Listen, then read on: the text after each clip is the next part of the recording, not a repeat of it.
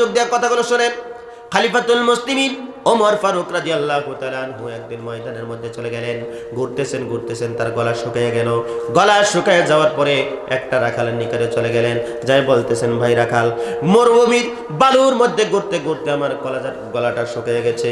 একটা ছাগলের থেকে দুধ দহন করে তুমি আমাকে যদি একটু খাওয়াইয়া দিতে, আমার কলিজাটা ঠান্ডা হয়ে যেত। এবার রাখাল বলতেছে, এ ভাই ওমর, ছাগলের থেকে দুধ দহন করে তোমাকে যদি খাওয়াইতে পারতাম অবশ্যই অবশ্যই আমারও ভালো লাগতো, তোমার কলিজাটাও ঠান্ডা হয়ে যেত।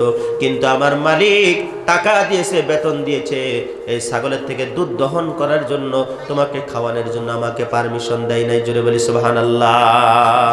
মালিককে এবার রাখালকে বলতেছে, ভাই রাখাল, বিনিময় কিছু টাকা দিব, বিনিময় কিছু পয়সা দিব, তুমি একটা কাজ করো, তোমাকে বিনিময় কিছু টাকা দিব, একটা ছাগল তুমি আমার কাছে বিক্রি করে দাও। এবার রাখাল বলতেছে, ভাই ওমর রে, মালিক তো জানবে না, কেউ জানবে না, তোমার কাছে যদি ছাগল আমি বিক্রি করে দেই কেউ জানবে না, কিন্তু আমার এমন একজন মালিক আছে গো, যেই মালিকটা আল্লাহ পাক রব্বুল আলামিন জানতে পারবে। এবার খলিফাতুল মুসলিমিন ওমর ফারুক রাদিয়াল্লাহু তাআলা আনহু দাঁড়ানোর থেকে জমিনের মধ্যে বসে পড়লেন। আল্লাহ পাক রব্বুল আলামিনের বান্দাকে বলতেছে, ও রাখাল, তোমার মতন ঈমানওয়ালা, তোমার মতন তাকওয়াওয়ালা মানুষ, তোমার মতন আল্লাহকে ডরনেওয়ালা মানুষ, তোমার মতো আল্লাহকে ভয় করেনেওয়ালা মানুষ যতদিন আল্লাহ পাক রব্বুল আলামিনের জমিনের মধ্যে থাকবে, আল্লাহর জমিনের কোনোই ক্ষতি হবে না। সিল্লে বলুন সুবহানাল্লাহ। যুবক, আপনি আমার অন্তরের মধ্যে কতটুকু ভয় আছে? আল্লাহর ভয় কতটুকু আছে? আমরা আজকে হাতের দ্বারা গুনাহ করতেছি, মুখের দ্বারা আমরা গুনাহ করতেছি, ব্রেনের দ্বারা আমরা গুনাহ করতেছি, মানুষের টাকা আমরা ঠগাইয়া খাইতেছি। চা দোকানের মধ্যে চা খাইলাম, 1 মাস 2 মাস খাইলাম, খাওয়ার পরে আর সেই চা দোকানের মধ্যে আমরা যাই না। আমরা জমি নিয়ে দরবার করতেছি। ভাই মহতরম দোস্ত বুজুর্গ, যেই জমি নিয়ে আমরা দরবার করি, এই জমি একদিন আমাদেরকে ছাড়তে হবে, এই জমির মধ্যে আমাদেরকে শুইতে হবে। কথা বলেন ঠিক কিনা? এই জমি নিয়ে আমরা যেন দরবার না করি। কোনো মানুষকে আমার হাতের দ্বারা আমি কষ্ট দিব না, জবানের দ্বারা কষ্ট দিব না, আমার অঙ্গ প্রত্যঙ্গর দ্বারা কোনো মানুষ যেন কষ্ট না পায়। আমি একজন মানুষ মরে যাওয়ার পরে মানুষ যেন আফসোস করে, যেরকম আমাদের বাসকান্দির শাইখুল হাদিস হযরত রাহমাতুল্লাহ আলাই, তিনি ইন্তেকালের পরে মানুষ ওনার জন্য আজকের দিনেও আফসোস করে। কে করে না? নাই করে না? নাই অবশ্যই করে। কিসের জন্য করে? একজন খুব আল্লাহওয়ালা মানুষ ছিলেন, আল্লাহর নবীর প্রেমিক ছিলেন, আল্লাহওয়ালা মানুষ ছিলেন, যার জন্য আজকে সবাই ওনার জন্য দোয়া করে আল্লাহর কাছে। একজন মুমিন হিসাবে দুনিয়ার থেকে উনি বিদায় নিয়েছেন, যার জন্য আমরা সবাই ওনার জন্য দোয়া করি। ভাই, আপনিও মানুষ, সেও মানুষ ছিলেন। আপনি এমন একজন মানুষ হয়ে মরেন যাতে আপনার জন্য সবাই দোয়া করে। আপনি আকাম কুকাম করে পৃথিবীর থেকে বিদায় নেবেন, সবাই আপনার জন্য বদদোয়া করবে, সবাই আপনার জন্য খারাপ দোয়া করবে। যুবক ভাইয়ের আমার, কবিয়া বলেছে, এমন জীবন করিয়া গঠন, মরুনে হাসিবে তুমি, কাঁদিবে ভুবন। এমন জীবন তুমি গঠন করো, মরার পরে তুমি শুধু হাসবে, কিন্তু প্রতিবেশীরা, আব্বা আম্মিরা শুধু কান্না করবে। তোমার মরার পরে ভাই মহতরম দোস্ত বুজুর্গ, সবাই তোমার জন্য কান্না করবে আর দোয়া করবে, কিন্তু ভাই মহতরম দোস্ত বুজুর্গ, তুমি হাসবে, কারণ তুমি জান্নাতি। সুবহানাল্লাহ বলেন। সেজন্য আমরা এমন একটা জীবন গঠন করতে চাই, যেই জীবনটা গঠন করে এই পৃথিবীর থেকে যদি বিদায় নেই, সবাই যেন বলে যে না, লোকটা খুব ভালো ছিল গো, লোকটা খুব আল্লাহওয়ালা ছিল, লোকটা খুব মসজিদ প্রেমিক ছিল, লোকটা খুব মসজিদকে ভালোবাসতো, মসজিদে আসতো, 5 ওয়াক্ত নামাজ পড়তো। এই কথাটা যেন লোকেরা বলতে পারে। ভাই মহতরম দুস্থ বুজুর্গ, যদি বলে একজন মুমিন হিসাবে আমার জন্য সদকায়ে জারিয়া হলো। সুবহানাল্লাহ বলতেন না? সদকায়ে জারিয়া। ভাই, আমরা মনে করেছি টাকা আল্লাহর রাস্তায় দান করলেই মনে হয় সদকায়ে জারিয়া। না, মানুষের সঙ্গে হাসি খুশিতে কথা বলাও সদকায়ে জারিয়া হয়।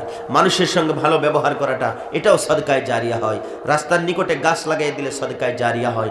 রাস্তার নিকটে কুয়া পানি আনার জন্য কুয়া বানিয়ে দিলে সদকায়ে জারিয়া হয়। টিউবওয়েল কেউ যদি বসিয়ে দেয়, লোকেরা পানি পান করবে।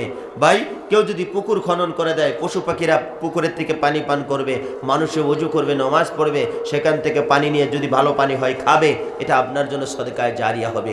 ভাই মহতরম দুস্থ আর বুজুর্গ, মানুষের সঙ্গে ভালো ব্যবহার করবেন, উঠতে বসতে চলতে ফিরতে সবসময় আল্লাহকে ধ্যানে খেয়ালে রাখবেন, মানুষের সঙ্গে সৎ ব্যবহার করবেন। ইনশাআল্লাহ তাআলা এই দুনিয়ার থেকে যেদিন আপনার খাতেমা বিল খায়র হয়ে যাবে, মরে যাবেন, ইন্তেকাল করবেন, আপনার জন্য রূহে মাগফিরাতের জন্য সবাই দোয়া করবে। জোরে বলি না সুবহানাল্লাহ। কষ্ট হইতেছে আপনাদের? খারাপ লাগতেছে? আমার বন্ধুগণ, খেয়াল করুন, লক্ষ্য করুন, আমি বলতেছিলাম আল্লাহর ঘর মসজিদ, যারা আল্লাহর প্রতি ঈমান আনছে, আখিরাতের প্রতি ঈমান আনছে, যারা নামাজ প্রতিষ্ঠা করে, তারা এই মসজিদের দায়িত্ব গ্রহণ করবে। বন্ধুগণ, যেই নামাজ আল্লাহর নবী সাল্লাল্লাহু আলাইহি ওয়াসাল্লাম ঘোষণা দিয়েছেন, আসসালাতু মিফতাহুল জান্নাহ, তোমরা নামাজ পড়ো জান্নাতের চাবি সংগ্রহ করো। আমাদের জিন্দেগির মধ্যে নামাজ নাই, আমরা 5 ওয়াক্ত নামাজ এখনো পর্যন্ত শিখলাম না, এখনো পর্যন্ত আমরা 5 ওয়াক্ত সালাত আদায় করলাম না। কিন্তু নামাজ ছাড়া জান্নাতের মধ্যে কখনো আপনি যেতে পারবেন না। যতই পিরাকি করেন না কেন, যতই কিছু করেন না কেন, নামাজ যদি নাই, আপনার জিন্দেগির মধ্যে যদি নামাজ নাই, জান্নাতের চাবি আপনার সংগ্রহ হলো না। জান্নাতের চাবি যদি সংগ্রহ না হয়, জান্নাতে যাওয়া আপনার পক্ষে কখনো সম্ভব হবে না।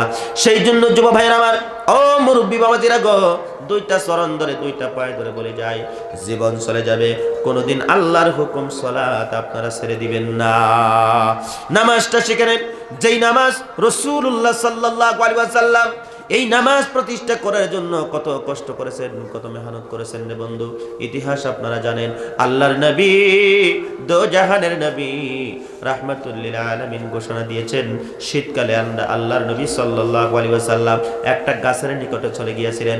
গাছ ধরলেন, জাকি মারলেন, গাছের পাতাগুলো ঝরা আরম্ভ করে দিলেন। হঠাৎ বিশ্বনবী হুজুরে পাক সাল্লাল্লাহু আলাইহি ওয়াসাল্লামকে সাহাবারা প্রশ্ন করলেন, হুজুর গো, আপনি গাছ ধরলেন, ঝাঁকি মারলেন, গাছের পাতাগুলো পড়া আরম্ভ হয়ে গেল, বুঝলাম না এর অর্থ। আল্লাহর নবী সাল্লাল্লাহু আলাইহি ওয়াসাল্লাম ঘোষণা করে দিলেন, আমি নবী, তোমরা নবী না। আমি যা দেখতে পারি তোমরা তা কখনো দেখতে পারো না। আমি নবী যা বুঝি তোমরা নবী কখনো তা বুঝতে পারো না। আল্লাহর নবী বললেন, আমি গাছ ধরলাম, জাকি মারলাম, গাছের পাতাগুলো পড়া আরম্ভ হয়ে গেল। ও রাসূলুল্লাহর সাহাবীরা, তোমরা কানটা খুলে শুনে নাও, শুনে নাও। এই গাছের পাতাগুলো যেরকম ভাবে ঝরে পড়লো, আমি নবী বলে গেলাম, আমার উম্মতরা যদি 5 ওয়াক্ত নামাজ সালাত যদি আদায় করে, আমি নবী বলে গেলাম, তাদের জীবনের গুনাহগুলো গাছের পাতার ন্যায় ঝরে পড়বে। জোরে বলি সুবহানাল্লাহ। সেই জন্য দাদু ভাইরা আমার, যদি কষ্ট হয়, কষ্ট হলে আল্লাহর হুকুম 5 ওয়াক্ত নামাজ আপনি পড়বেন। কারণ এই নামাজ আল্লাহর নবী সাল্লাল্লাহু আলাইহি ওয়াসাল্লাম উম্মে হানির ঘরের থেকে, আপনারা জানেন আল্লাহর নবী দো জাহানের নবী রাহমাতুল লিল আলামিন উম্মে হানির ঘরের থেকে ওযু করলেন। ওযু করিয়া আল্লাহর নবী সাল্লাল্লাহু আলাইহি ওয়াসাল্লাম মেরাজে চলে গিয়েছিলেন। মেরাজে যাওয়ার পরে আল্লাহর নবী দো জাহানের নবী রাহমাতুল লিল আলামিন আল্লাহর কাছে যখন গেলেন, যাওয়ার পরে বিশ্ব নবীকে জিজ্ঞেস করা হয়েছিল, নবী গো, আপনাকে দুনিয়ার জমিন থেকে আমি আল্লাহ পাক রব্বুল আলামিন নিয়ে আসলাম, আপনি নবী, আমি আল্লাহর জন্য কি নিয়ে এসেছেন? আল্লাহর নবী সাল্লাল্লাহু আলাইহি ওয়াসাল্লাম জবাব দিয়েছিলেন, হে পরওয়ারদিগার আলম, দুনিয়ার জমিনের মধ্য থেকে গো, আমি 3টা জিনিস আপনি আল্লাহর জন্য নিয়ে এসেছি। সিল্লে বলি সুবহানাল্লাহ। 1 নম্বর হলো তামাম কওলি ইবাদতি, 2 নম্বর হলো তামাম মালি ইবাদতি, 3 নম্বর হলো তামাম ফিলি ইবাদতি আপনি আল্লাহর জন্য নিয়ে এসেছি। আল্লাহ পাক পরওয়ারদিগার আলম খুশি হয়ে বিশ্ব নবীকে সালাম দিলেন, 50 ওয়াক্ত নামাজ দিয়ে দিলেন। আল্লাহর নবী খুশি হয়ে দুনিয়ার জমিনের মধ্যে যখন ঘুরে আসলেন, আল্লাহ পাক পরওয়ারদিগার আলমের নবী যখন মুস্কি মুস্কি আনন্দতে উৎফুল্লিত হয়ে যখন হাসতেছেন, সর্বপ্রথম দেখা হয় আবু জাহেলের সঙ্গে। সকালবেলা আল্লাহর নবী সাল্লাল্লাহু আলাইহি ওয়াসাল্লাম ঘোষণা দিলেন, ও চাচাজি, আমি মেরাজে গিয়েছিলাম, আল্লাহ সন্তুষ্ট হয়ে খুশি হয়ে আমাকে 50 ওয়াক্ত নামাজ দিয়েছেন। আবু জাহেল দৌড়তেছেন, বিশ্বনবী হুজুরে পাক সাল্লাল্লাহু আলাইহি ওয়াসাল্লাম বলে, চাচা দৌড়াও কেন? বলে, না, এমন ধরনের পাগলের কথা আমি কখনো শুনতে চাই না। জোরে বলি নাউজুবিল্লাহ, জোরে বলেন নাউজুবিল্লাহ। আল্লাহর নবী সাল্লাল্লাহু আলাইহি ওয়াসাল্লামকে বলে, এই ধরনের পাগলের কথা আমি কিছুতেই শুনতে চাই না। আমার নবীকে আবু জাহেল পাগল বলেছে। চলে গেলেন যখন আবু জাহেল আল্লাহর নবী সাল্লাল্লাহু আলাইহি ওয়াসাল্লামের বদনাম করার জন্য, চলে গেলেন আবু বকর সিদ্দিক রাদিয়াল্লাহু তাআলা আনহুর বাড়িতে। যা বলেন, আবু বকর, শুনেছো যে বিশ্ব নবী বলে রাতের বেলা মেরাজে গিয়েছিল, আল্লাহ 5 ওয়াক্ত 50 ওয়াক্ত নামাজ দিয়েছেন। আল্লাহর নবী সাল্লাল্লাহু আলাইহি সাল্লাম দুনিয়ার মধ্যে আসলেন, ঘুরে আসলেন, এত দূর কিভাবে করে নবী গেল আবার ঘুরে আসলো, আমার কথা বিশ্বাস হয় না। সিদ্দিক আকবর রাদিয়াল্লাহু তাআলা আনহু বললেন, আল্লাহর নবী যদি ঘোষণা দিয়েছে, এই কথার মধ্যে কোনো সন্দেহ থাকতে পারে না। জোরে বলো সুবহানাল্লাহ। তার কারণ আবু বকর সিদ্দিক রাদিয়াল্লাহু তাআলা আনহু আল্লাহর নবীর প্রতি ঈমান এনেছিলেন, বিশ্বাস করেছিলেন। বলে আমার নবী যদি ঘোষণা দিয়েছে, আমার নবীর কথা কখনো ভুল হতে পারে না, কখনো মিথ্যা হতে পারে না। কবি বলেছে মুহাম্মদ হারগিজ না গুফতা তানা গুফতা জিবরাইল, জিবরাইল হারগিজ না গুফতা তানা গুফতা রব্বে জলিল। আল্লাহর কথা যেরকম নির্ভেজাল নির্ভুল, তার বন্ধুর কথাও তেরকম নির্ভেজাল নির্ভুল। আল্লাহর কথার মধ্যে কোনো সন্দেহ নাই, বিশ্ব নবীর কথার মধ্যেও কোনো সন্দেহ নাই। আল্লাহর আশিক নবীর পাগল বিশ্ব নবী হুজুরে পাক সাল্লাল্লাহু আলাইহি ওয়াসাল্লামের নিকটে দুইটা দল চলে আসলো। একটা দল হলো ঈমানের দল, ঈমানদারদের দল, আর একটা দল হলো আবু জাহেলের দল। আসার পরে আল্লাহর নবীকে প্রশ্ন করতেছে, আল্লাহর নবীকে জিজ্ঞাসা করতেছে, নবী গো, আপনি উম্মে হানির ঘরে থেকে ওযু করে নামাজ পড়ে আপনি যখন মেরাজে চলে গেলেন, এবার বলুন তো দেখি, আমরা শুনলাম আপনি বাইতুল মুকাদ্দাসের মধ্যে নামাজ পড়েছেন, আপনি বলুন তো দেখি নবী, যে বাইতুল মুকাদ্দাসের মধ্যে কয়টা দরজা আছে, কয়টা খিড়কি আছে? আবু জাহেলের যেটা দল ছিল তারা প্রশ্ন করে বসলেন। বন্ধুগণ আমার ভাইয়েরা, আল্লাহর নবী সাল্লাল্লাহু আলাইহি ওয়াসাল্লাম বাইতুল মুকাদ্দাসের ভিতরে যে নামাজ পড়লেন, দরজা খিড়কি জানলা গনার সময় কিন্তু আল্লাহর নবীর হাতের মধ্যে ছিল না। আল্লাহর নবীকে শর্মিন্দা করার জন্য, আল্লাহর নবীকে বেইজ্জতি করার জন্য এই প্রশ্ন ওনারা করেছিল। সিদ্দিক আকবর রাদিয়াল্লাহু তাআলা বললেন, নবী গো, আপনাকে যে প্রশ্ন করেছে আপনি জবাব দিয়ে দেন। আল্লাহর নবী সাল্লাল্লাহু আলাইহি ওয়াসাল্লাম কিচ্ছু বলতেছে না। হযরতে ওমর ফারুক রাদিয়াল্লাহু তাআলা বলে, হুজুর গো, আপনি জবাব দিয়ে দেন। জবাব কিসের জন্য দেন না? আল্লাহর পক্ষ থেকে সঙ্গে সঙ্গে আল্লাহ পাক রব্বুল আলামিন জিবরাইলকে পাঠিয়ে দিলেন। ও জিবরাইল, নবীকে যে প্রশ্ন করেছে, আমার নবীকে নিয়ে যায় দরজা খিড়কি কয়টা আছে তুমি বলে দাও। জোরে জোরে বলেন সুবহানাল্লাহ। আল্লাহর নবী দুজাহানের নবী রাহমাতুল লিল আলামিন বাইতুল মুকাদ্দাসের মধ্যে কয়টা দরজা আছে, কয়টা খিড়কি আছে যখন সঙ্গে সঙ্গে বলে দিলেন, আবু জাহেলের দলের মুখটা কালো হয়ে গেল।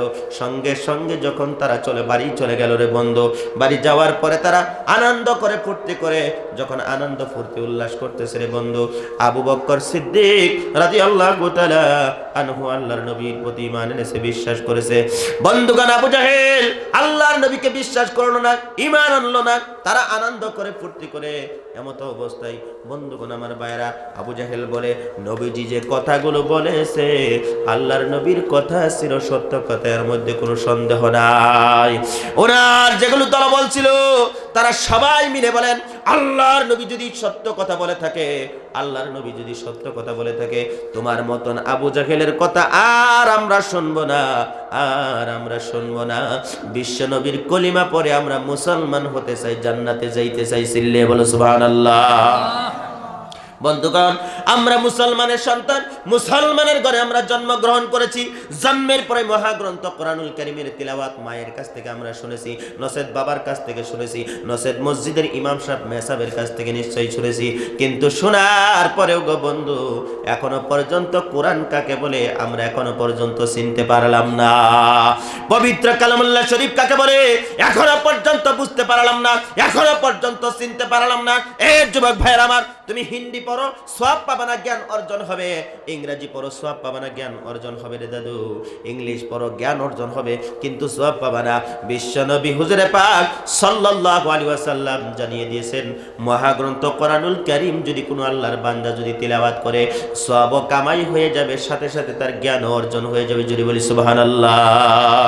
প্রিয় হাজিরিন, আজকে আমাদের এলাকার মধ্যে, আমাদের দেশের মধ্যে, আসামের জমিনের মধ্যে যেরকম কোরআন শরীফ তেলাওয়াত হওয়ার দরকার ছিল, অনুরূপ ভাবে তেলাওয়াত হচ্ছে না। তামাম গোটা পৃথিবীর মধ্যে সব থেকে বেশি কোরআন শরীফ যেই জায়গার মধ্যে তেলাওয়াত হয় রে দাদু, সেই জায়গাটা হলো বন্ধুগণ আমার ভাইরা, আল্লাহ পাক রব্বুল আলামিনের বান্দারা গভীর মনোযোগ দিয়া কথাগুলো শুনে নেন। যেই জায়গার মধ্যে সব থেকে বেশি বেশি কোরআন শরীফ তেলাওয়াত হয়, সেই জায়গাটার নাম হলো ইন্দোনেশিয়া। জোরে বলেন সুবহানাল্লাহ।